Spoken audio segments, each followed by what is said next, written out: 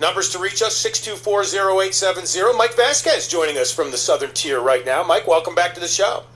Hey, it's always great to be back with you guys. You're having a great show today. You're like my texting BFF. I'm like typing so fast to get back and forth. We're having a conversation, and finally I was like, listen, dude, I can't only type so quickly and talk at the same time. Why don't you call in? Yeah. What's on your mind, Mike? Well, I'm glad to call in. You guys have been going over a lot of stuff, and I have to, commend you. You guys asked the first time no one has ever asked about Kim Myers and her connection to Common Core. She has avoided that. She has never made a public statement about that, and I know because I track everybody. So you did a great job there.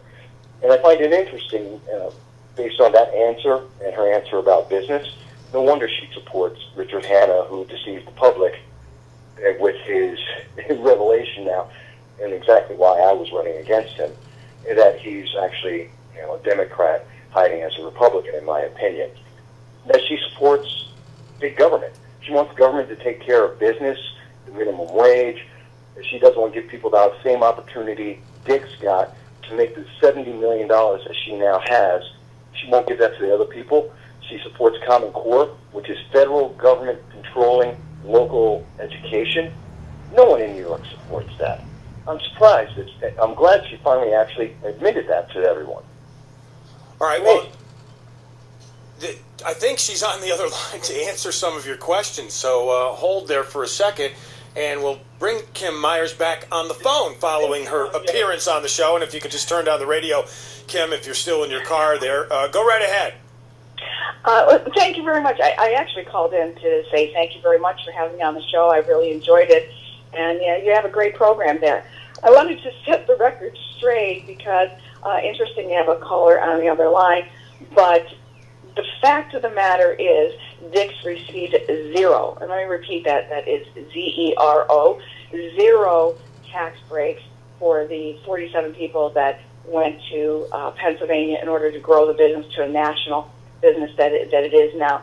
The cliches, again, are valid here, that my opponents and my opposition, they're entitled to their own opinion. They're not entitled to their own facts. And I just wanted to make sure that that fact was stated, as well as the Common Core. I have made known, and anybody that has talked to me knows that I have publicly, as an 18-year member on the Board of Education, I've talked about this several times.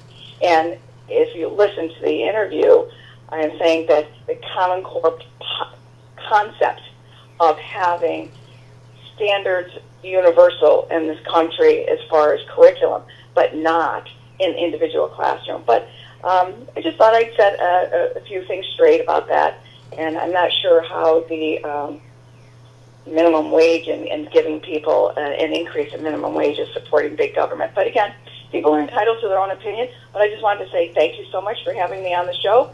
Any other questions or would like to invite me on again, be more than happy to. Well, Kim, I think we have the makings for a great debate. We've had similar debates here on the Talk of the Town, and maybe we'd love to set that up for the future if you'd be willing to participate. Hey, Kim, I have a text message and question for you about TPP or NAFTA. You support either of those? TPP is not a good policy, and it is not a good plan. What we needed to do is, when we have trade policies and we have trade agreements, they need to not be broad-based. They need to be specific, and we have to stop thinking that we can have a one-size-fits-all. Somebody who's been in the retail business, I know that never works. One-size-fits-all is never a good idea. So, no, I don't agree with that. Kim, have a great day, and we'll have you on soon. Thank you very much. Appreciate it. Have a great day yourself. All right. In fact, her opponent, Claudia Tenney, was on the show Friday when we were broadcasting live from Savannah's Lemonade Stand for that fantastic event at the Jewish Community Center here as well. And I've reached out, possibly get Claudia's take on this either tomorrow or Friday on the show. Hello. This message is for Legislator Kim Myers. Hello, my name is Michael Vasquez. You would probably know that if you've been paying attention to central New York politics. If you've been listening to the radio stations in the Mohawk Valley, or even if you've been to New York over the last 3.5 years, you've heard my name. Your staff, I'm sure, knows me very well, as do most Democrats and many Republicans throughout the entire district. I'm on WUTQ Radio and on Binghamton Radio on a regular basis, about once a month, since 2013. But I want to address something that you said because you seemed a little confused today on WUTQ on August 3rd. In your response to my question to you, one thing you said is about Dick's Sporting Goods. You said that Dick's has received 0 tax grants. That's not true. That's factually incorrect. Matter of fact, if you go to Trib Live, TRIBLIVE, January 2010, you'll see the article that actually states Dick's received a 10-year, 50% tax break, and that's very clearly stated in the article. In addition, they also mentioned the $9 million grant that Dick's received. And they mentioned the $1 million that Dick's received before 2010, which is referring to the 1994 move out of New York State into Pennsylvania. A move that I have to mention helped your family go from 12 stores to covering 47 states and 700 stores, and personally made you $70 million. It put you in the top 1%. By the way, since you are in the top 1%, I have to ask a question. I've been looking and I can't find it. For the IRS, I don't see that you have ever voluntarily given the government one extra dime. Now, that's very interesting to me, considering that your party, the Democratic Party, insists that the top 1% that you are part of should be paying more in taxes. I haven't seen you do that. Can you explain to me why? Why is it that you want to increase a millionaire's tax and increase taxes that affect the middle class, but you yourself are unwilling to actually volunteer and lead by example? That's a good question, I think. But let's go on to the questions from August 3rd on WUTQ. Now, you also mentioned that Common Core, that you've been making public statements about it. Please, I would love to see the links for that. I've been looking for them since you first mentioned you were going to be running. Matter of fact, back since you had the rumors. In January, I started researching you as I do every single candidate in the New York 22nd race. Matter of fact, I have the most articles written on the New York 22nd race anywhere in the entire nation, as far as I'm aware, over 30 articles. And I have never once seen a single comment by you on Common Core. And by the way, I've listened to every single statement you've made. I've listened to every single article, and I have the audio if you would like me to play it back for you. So when I look through all of your comments on Common Core, including Google searches back to when you were in the Vestal School Board, there's nothing. You've never made a comment. Now, going beyond that, let's talk about Common Core itself. You say that Common Core is perfectly fine as long as it doesn't affect the classrooms. I am a little confused about that. As you well know, the reality is that Common Core not only affects the states from a federal level, but affects the boardrooms, classrooms as well. In fact, as a member of the Vestal School Board, I have no doubt, and I'm sure because I've seen, the outcry from parents about Common Core saying how badly it's affecting the students and the teachers. I'm sure you've been at the school board meetings, as I have been, with Mr. King when he came to Binghamton and talked about Common Core and ignored all of the complaints by the families and public. And I'm sure that you were there and saw that the teachers were opposing it too. Matter of fact, in New York State, the teachers union opposes Common Core as well, but you seem to support it on some belief that somehow Common Core will not affect teachers, even though you know for a fact it does. I'm a little confused. Can you please explain that? As a political commentator and a constituent, I would really like to know the answer. But let's go even further. You mentioned that you don't understand how minimum wage affects big government. I'm very surprised by that. We've seen many examples. Let's start with Obamacare. When the government intrudes on small business, only the government grows bigger in benefits. The public doesn't. Now, when we talk about the minimum wage, that affects small businesses. In fact, it causes them to either move out of New York State, as they have been doing, or it causes them to close, which has been happening in New York State and everywhere else the $15 minimum wage has been put in place. Now, I have to ask you, how is that not big government? When you take people away from their livelihood, when you cause them to close their business and force them to get government aid, then how does that not affect government? How does it not affect that? The number of people who are receiving government aid 161 million, an increase of roughly about 29 million people since President Obama got elected. And this is due to his policies. In fact, if you also check, and this is with the Bureau of Labor Statistics, the number of self-employed have been consistently going down since the day President Obama took office because of his economic policies. So when you take people away from their businesses and you force them on to government aid, how is that not helping big business? By the way, I should also mention, I've been trying to contact you through your staff since March of 2016.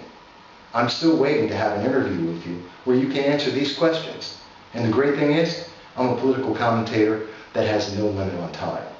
I'll give you as much time as you need to answer these questions and more. You're not restricted to 15 minutes, which it seems you have some trouble with in your conversations on WUTQ, WIBX, and WNBF.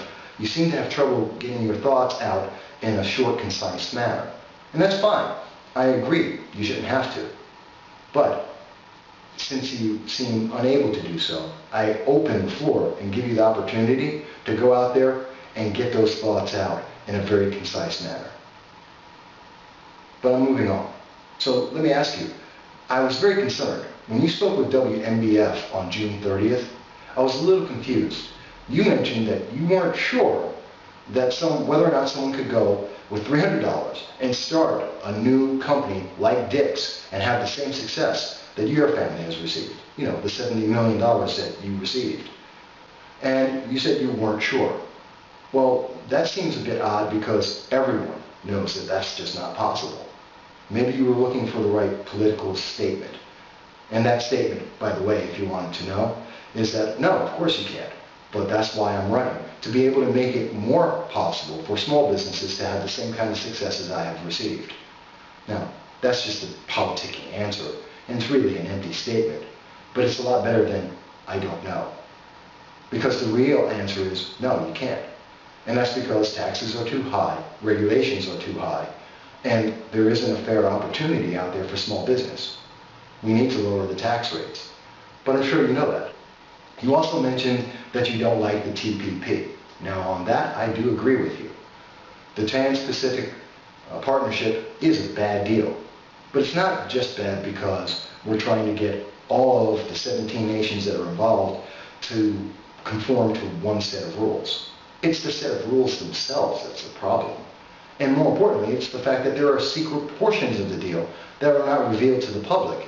That has to be the most troubling part of it, don't you think? Isn't it bad for the United States to enter into treaties where we don't know what the rules are, where the public has no idea what the rules are until after we agree and after those rules are in effect? I have to say, that's a lot more troubling than whether or not we're all playing by the same single set of rules in terms of trade. And I'm sure you would agree with that. Let me ask you, if you have a problem with the TPP, do you have a problem with the Iran nuclear deal? Once again, we see that this is a deal based on secret portions that the public were not made aware of until well after the deal was out there. $150 billion was given to the country of Iran, as Secretary Kerry has already said, has been revealed to be something that's going to help terrorism. It's going to fund terrorism around the world. The United States, through the deal, has actively supported terrorism. And I have to say, aren't you troubled by that? Is that something you disagree with President Obama and the Democratic Party on? I would think you would. No one wants to see more terrorism. But I would love to hear your comments on it because you've not mentioned a single thing about international policy, which is something that a member of Congress has to address. Now, I want to make sure, I'm not for or against you at this moment. That's not the reason why I'm asking these questions.